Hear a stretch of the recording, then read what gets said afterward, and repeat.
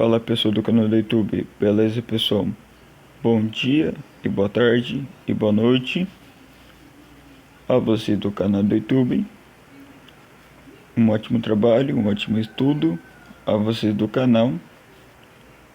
Então pessoal, como hoje mesmo é dia 28 de agosto de 2023, segunda-feira, às 13h31 da manhã, do horário de Brasília e do horário do Rio Grande do Sul. Pessoal, não se preocupa pessoal, eu estou com uma voz rouco, por qual motivo? Eu tô com uma dor de cabeça e eu tô com a voz totalmente errada aqui. Rouco quer dizer, é porque eu tô com uma dor de garganta e tá doendo demais aqui a minha garganta.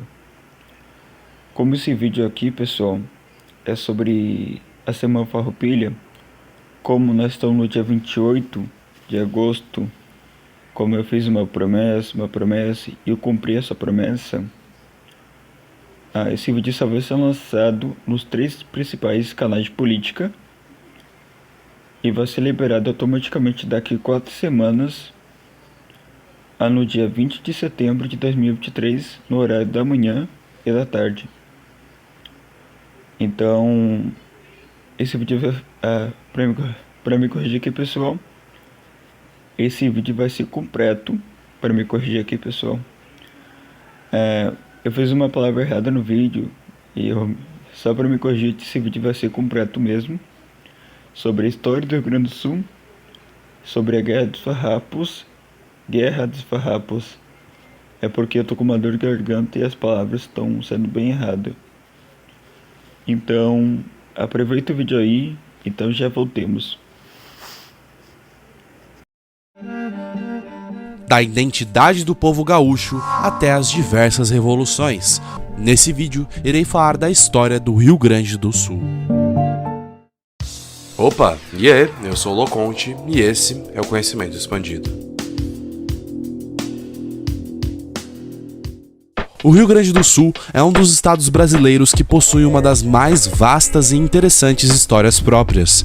Nesse vídeo, irei trazer um resumo completo sobre a história desse estado, trazendo os principais acontecimentos da região. Inclusive, deixem nos comentários qual o próximo estado que vocês querem ver a história.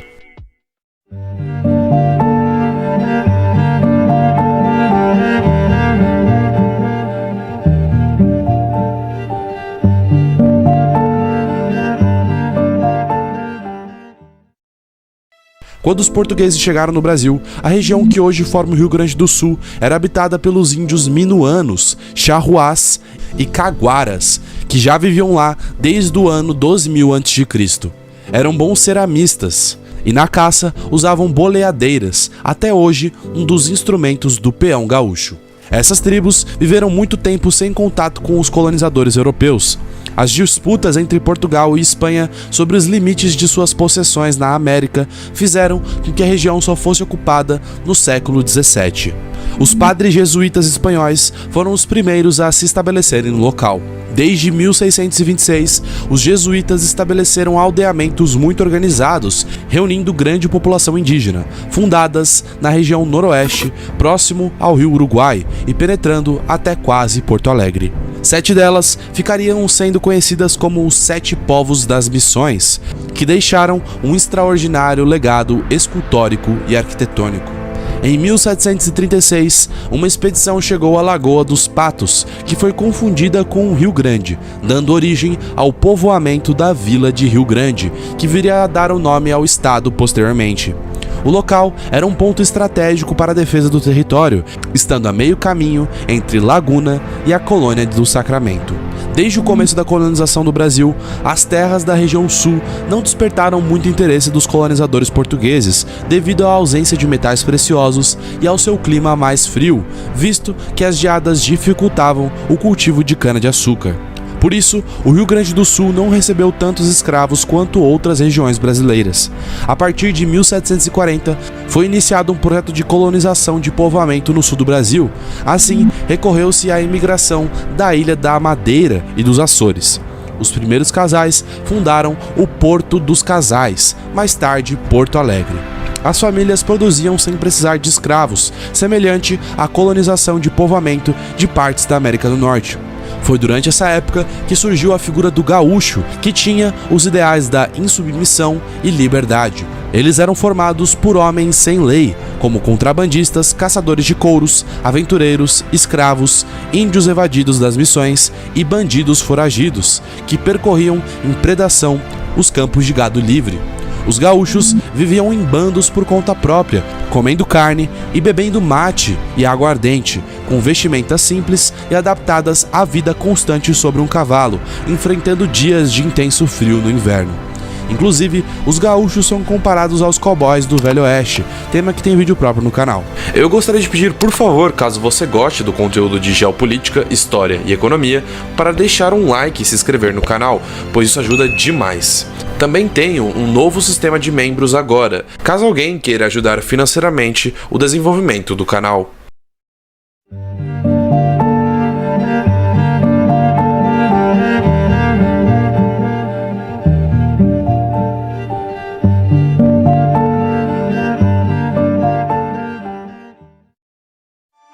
Logo após a independência do Brasil, o Rio Grande do Sul já viria a sofrer novamente com conflitos militares. Inclusive, a independência do Brasil tem vídeo próprio no canal. O Rio Grande mobilizou todos os seus recursos humanos e materiais durante a Guerra da Cisplatina e o território rio-grandense sofreu com o conflito. No século XIX, os índios caigangues, que ocupavam as áreas montanhosas da região sul do Brasil, foram desalojados violentamente por ação de matadores de indígenas, chamados de bugreiros, que foram contratados por parte do governo imperial brasileiro para abrir espaço para a instalação de imigrantes europeus na região.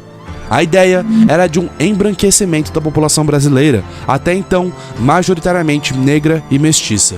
Em 1824, em virtude do plano elaborado nos conselhos da corte, desembarcaram em Porto Alegre os primeiros imigrantes alemães, destinados à agricultura, o artesanato e à pequena indústria. Durante essa época, surgiu uma crescente insatisfação das elites da província do Rio Grande do Sul com a prática fiscal do Império Brasileiro sobre o principal produto econômico da região, o charque, a carne seca. O charque produzido no Rio Grande do Sul recebia maior taxação fiscal do que o charque estrangeiro produzido no Uruguai e na Argentina. Os presidentes da província, agentes do Rio de Janeiro, não se mostravam solidários com os interesses locais. Havia também a questão da centralização do poder que existia no Brasil imperial, pois as elites gaúchas demandavam um sistema federalista. A soma desses fatores contribuiu para que os farrapos se rebelassem contra o Império em 20 de setembro de 1835. A Revolução Farroupilha foi um dos mais dramáticos e sangrentos episódios da história gaúcha, que durou 10 anos e no qual morreram de 3 a 5 mil pessoas. Liderada pelo primeiro presidente gaúcho, Bento Gonçalves, ela durou 10 anos, a chamada Década Heróica da história do Rio Grande do Sul. Em 1845, foi assinada a paz durante o governo de Dom Pedro II. Com o Tratado de Poncho Verde, os farrapos reconheceram a sua derrota e finalizaram a revolta, em troca de garantias dadas pelo governo imperial. Luiz Alves de Lima e Silva, que viria a se tornar Duque de Caxias, assumiu a província e o comando de suas armas.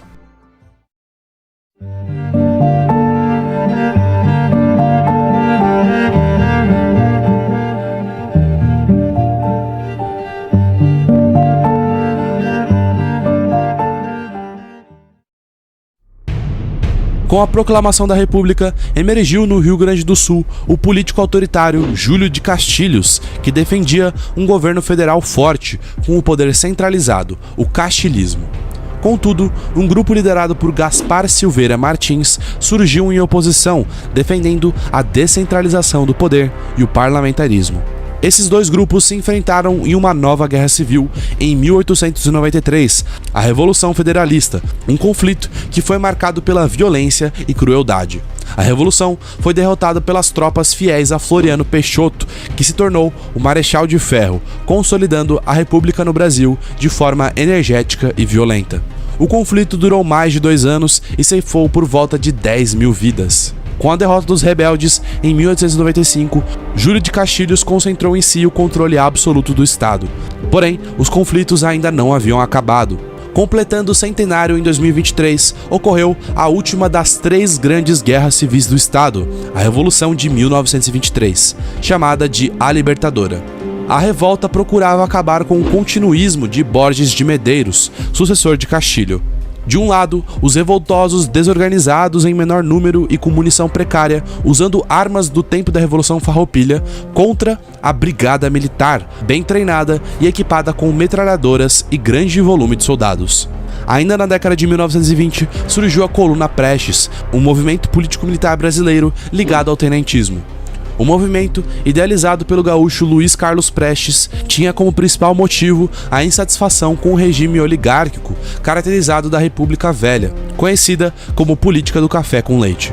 Ao longo dos anos seguintes, o castilismo foi se desgastando e perdendo força. Uma nova mentalidade exigia reformas sociais e postulava mudanças de estrutura, não mais se contentando com o simples jogo das influências partidárias. Foi nesse ambiente que Getúlio Vargas, então um modesto advogado de São Borja, começou sua carreira política. Deputado estadual federal, líder da bancada gaúcha na Câmara Federal e depois ministro da Fazenda, acabou por eleger-se presidente do estado em 1928. Sua primeira preocupação no governo foi pacificar os espíritos para constituir uma frente única. A habilidade de Vargas conquistou confiança e repercutiu de imediato em outros pontos do país. Em 1930, a vitória de Júlio Prestes no ambiente de opressão e fraude descontentou a opinião pública, levando à chegada de Vargas ao poder. Ele, inclusive, possui um lado oculto aqui no canal. Após isso, a implementação do centralismo de 1937 viria a afetar substancialmente a autonomia gaúcha, assim como as demais unidades da federação. Conheça agora a CE Store Brasil, a loja de camisetas engajadas do conhecimento expandido. Quer ajudar o canal e ainda demonstrar suas ideias e admiração por figuras históricas e políticas? Então compre agora sua camiseta enviesada.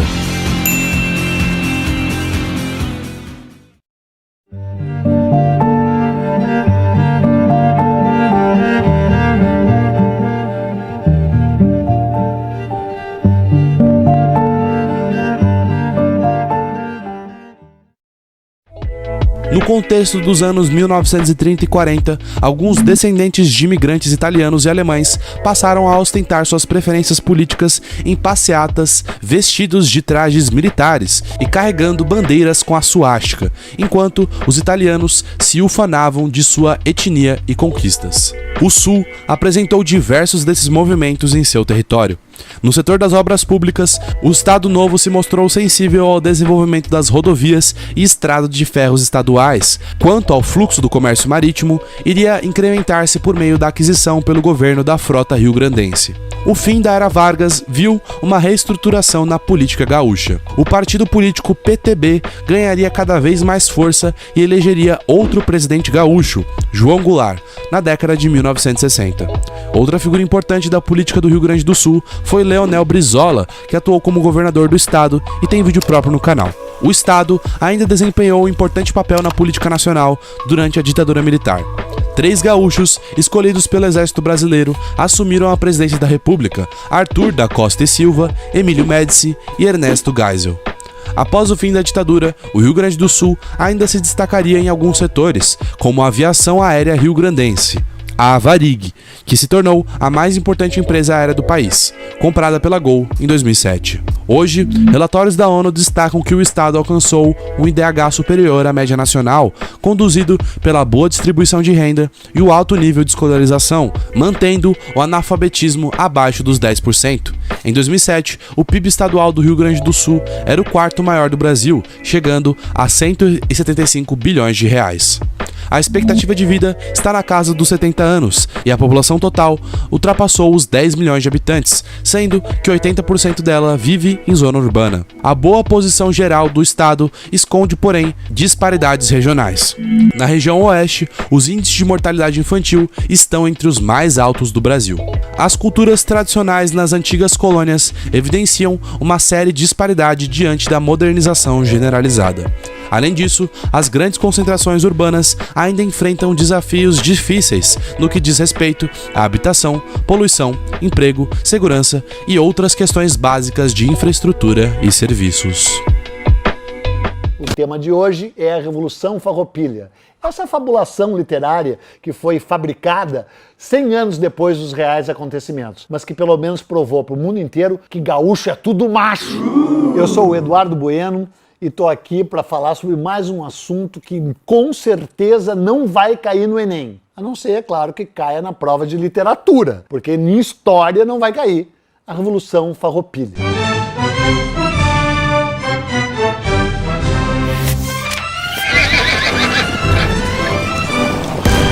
Claro que a história é feita com base documental, né, em base em pesquisa. Mas a verdade é que quem conta é dito. Aquele que escreve sobre o passado acaba revelando mais sobre o presente, no qual ele escreveu, do que sobre o passado que ele quer retratar. E esse é o caso exemplar da Revolução Farroupilha. Eu sei que, né, a gauchada vai ficar brava e tal, mas eu sou gaúcho, cara. Então se eu quiser falar mal de gaúcho, eu falo mal de gaúcho. Quem não vai falar mal de gaúcho é essa gentalha paulista, carioca, nordestino, cara do norte. Esses que fiquem quietos. Agora eu sou gaúcho, vou falar mal de gaúcho. Não é falar mal de gaúcho, é piada, né? Mas a verdade é o seguinte, é muito estranho que, por exemplo, hoje, né, em Porto Alegre, no dia 20 de setembro, foi no 20 de setembro, né, o limiar da humanidade. A humanidade se inicia, todo mundo sabe, no dia 20 de setembro de 1835. E no dia 20 de setembro, que é a data nacional gaúcha, né, em Porto Alegre, há uma super festa, se inicia a Semana Farroupilha,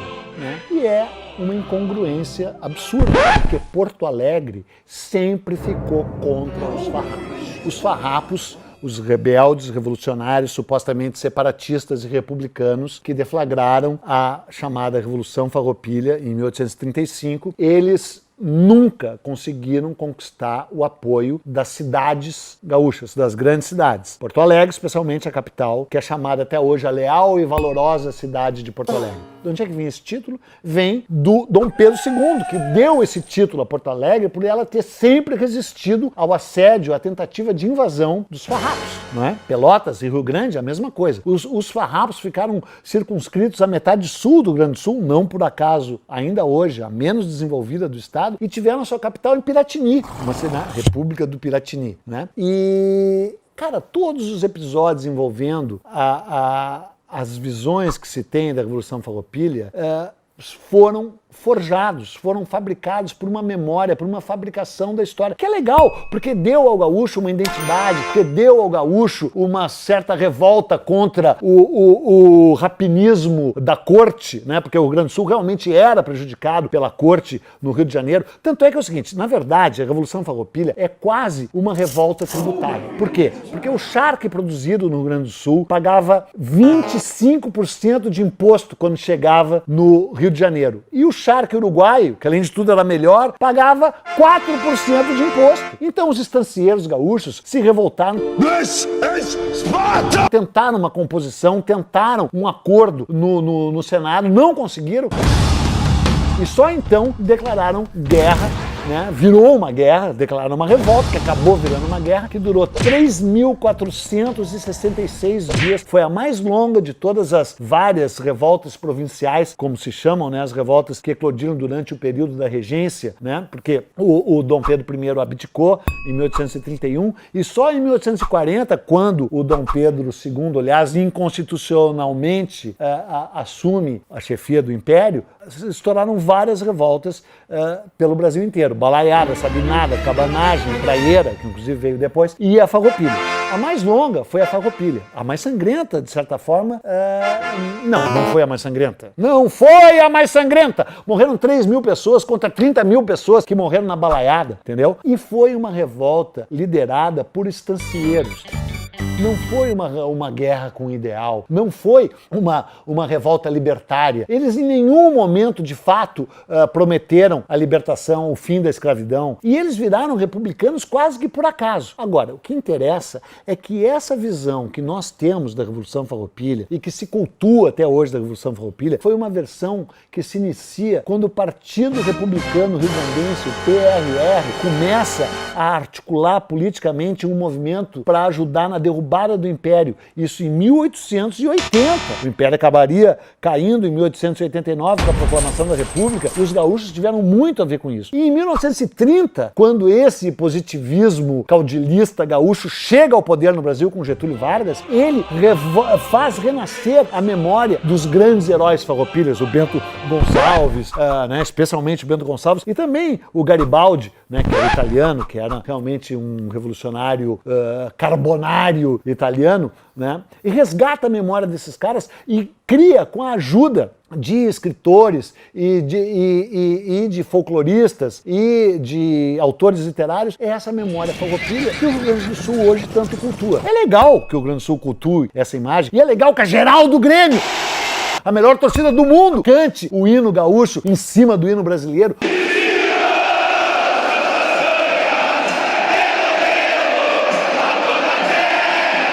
Tudo isso é folclórico e é legal. Só que é o seguinte, não é verdadeiro. Então é o seguinte, se você quiser continuar cultivando a memória farroupilha, o faça. Mas tenta descobrir qual foi a real dessa guerra. Não foi uma guerra limpa, uma guerra com ideal. E é o seguinte, os farrapos eram farrapos antes na Bahia. Na Bahia, hein? Imagina que horror pro gaúcho.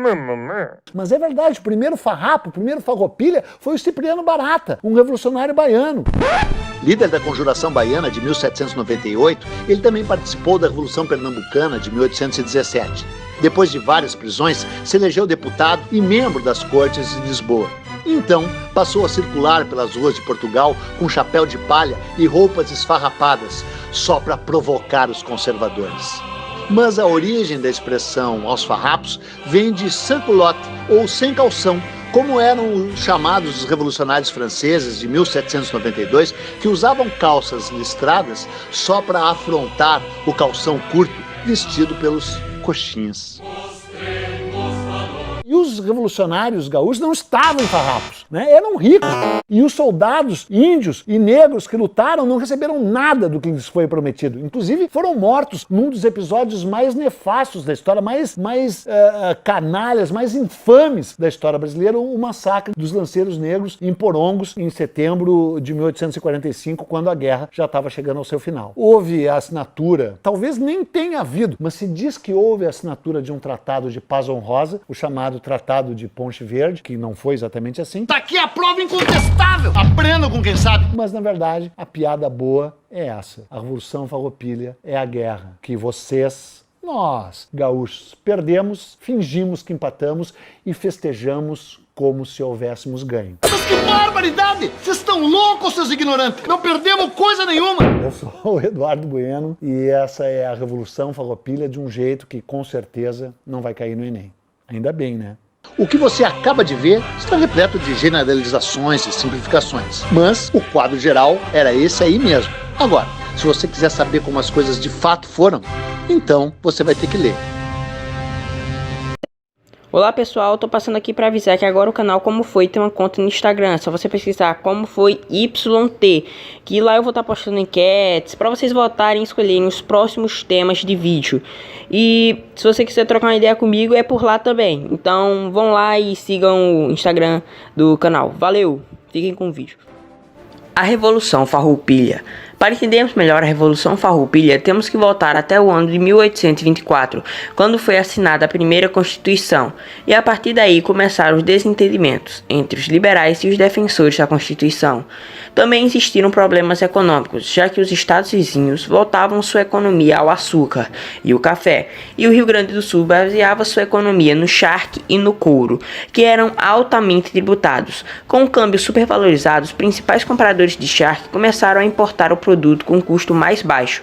Com isso, a queixa foi feita pelos rio-grandenses, que era a tributação da concorrência externa. Mas isso não interessava ao Império, e então, no ano de 1835, militares, liberais e industriais do charque promoveram reuniões em casas particulares. E depois de várias discussões, ficou decidido a tomada de Porto Alegre militarmente, e no dia 21 de setembro de 1835 chegava a Porto Alegre Bento Gonçalves e os demais comandantes. A reação do Império foi um pouco lenta, pois só em 15 de junho de 1836 os imperiais conseguiram conseguiram retomar a cidade de Porto Alegre. E então, no início de setembro de 1836, foi lida e efetivada a Proclamação da República Rio-Grandense. Depois disso, foi criado um hino nacional e uma bandeira tricolor com as cores verde, vermelha e amarelo. Também foi estabelecida a capital na cidade de Piratini, e nesse momento acabava a Revolução Farroupilha e começava a Guerra dos Farrapos, pois os combatentes agora eram soldados do exército rio-grandense e não lutavam mais por reconhecimento, e sim pela soberania do país. Nesse mesmo período, Bento Gonçalves, mesmo não estando presente, venceu a eleição para presidente da República. E então, o seu vice assumiu e começou a acirrada luta entre farroupilhas e imperiais. O império despejava rios de dinheiro na recrutação de soldados. Do lado rio-grandense, Bento Gonçalves conseguiu fugir das mãos do imperial. E em 16 de dezembro de 1837, ele assume a presidência da República Rio-Grandense. Até o ano de 1840, podia-se perceber uma certa ascensão farroupilha, porém começou a decadência. O Rio Grande do Sul ainda dominava boa parte do interior, porém não tinha mais saída para o mar, e sua capital foi tomada, sendo mudada para Alegrete. As batalhas continuaram até 1843, quando Bento Gonçalves renunciou à presidência por conta de intrigas, e então Bento recebeu xingamentos e calúnias de Onofre Pires. Ambos lutaram e Onofre Pires acabou falecendo dias depois do combate.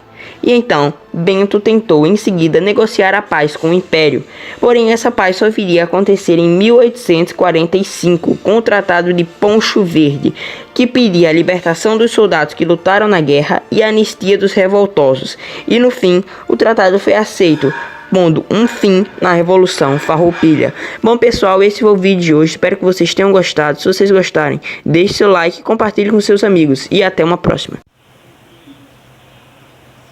Voltemos, pessoal, voltemos. Então, pessoal, como essa daqui é a penúltima parte do vídeo, eu vou fazer um resumo bem rápido para vocês sobre a história do Rio Grande do Sul. Primeiro, pessoal, nós não fomos colônia de Portugal, nós fomos colônia da Espanha. Após o tratado onde a Espanha e Portugal queriam dividir o mundo, no século XVII, por volta do século XVII, a Espanha e Portugal se tornaram a União Ibérica. Após a União Ibérica, aquele tratado do século XVI não valia nada. Por volta do século XVII, o Portugal se expandiu para outras províncias que era da Espanha, e depois do século XVIII, Portugal se separou da Espanha e se tornou dependente tudo de novo. Assim, pessoal, por volta do século XIX, o Brasil se torna independente de Portugal em 1822, por volta do dia 7 de setembro. E, pessoal, o que eu vou dizer aqui para vocês, segundo e último, por volta do ano 1824, o Rio Grande do Sul estava começando a entrar começando a não se entender bem com o Império do Brasil, onde era comandado por Dom Pedro I, o imperador do Brasil, em 1824, sobre o tal de chaque, uma espécie de couro, alguma coisa assim. Eu não entendo muito bem nisso. Por volta de 1835, no dia 20 de setembro, o Rio Grande do Sul se tornou uma república rio-grandense. Aí começou a Guerra dos Farrapos. Sim, pessoal, só terminou com o Tratado de Poncho Verde por volta de 1845. Eu estou deixando um resumo bem detalhado para vocês sobre quem foram nossos primeiros colonizadores. Nosso primeiro colonizador de fato foi a Espanha. Então, pessoal, já voltemos. Voltei, pessoal. Pessoal, esqueci de contar um detalhe aqui para vocês, bem detalhado no outro vídeo, pessoal. Ainda continua a penúltima parte, pessoal. O que eu vou dizer aqui para vocês é muito importante. esqueci de contar um detalhe aqui nesse vídeo, se até esqueci de citar, pessoal. Para o Brasil, o 20 de setembro é comemorado uma guerra civil sangrenta que nem precisava acontecer.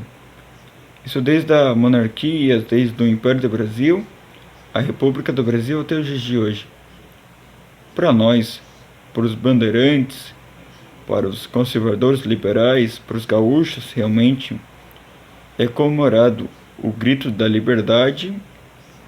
Lutamos contra os nossos opressores, estavam aumentando os impostos, interferindo na economia dos outros, de outros estados, e também não queria libertar os escravos porque os outros países estavam começando a dar o fim à escravidão, e nós estávamos lutando contra os nossos opressores e contra o Império do Brasil. É por isso que ocorreu a Guerra dos Farrapos no dia 20 de setembro de 1835 até 1845, quando foi assinado o Tratado de Ponce Verde, que estava o fim à guerra. Então nós estávamos lutando contra a nossa liberdade e nós estávamos começando ao grito de liberdade na época. É por isso hoje, até os dias de hoje, quase 2 séculos, nós comemoramos os 20 de setembro. Nós lutamos contra a nossa liberdade, nós exigimos nossa liberdade, damos o grito de liberdade, porque todos somos iguais para iguais. Somos filhos da pátria e filhos do estado do Rio Grande do Sul. Então, nós damos nosso opressor da nossa liberdade. Então, não depende seja negro ou gay, deficiente, homem, mulher, somos iguais para iguais, somos filhos da pátria. Então, só isso. Então já voltemos. Pessoal, voltemos 4h50 da manhã, o horário de Brasília, ao horário do Rio Grande do Sul. Pessoal, no dia 20 de setembro de 2023, esse vídeo só vai ser lançado no Instagram, Facebook, no horário da tarde, à noite. Eu por esperar esse dia chegar para assim lançar esse vídeo lá no Instagram e Facebook.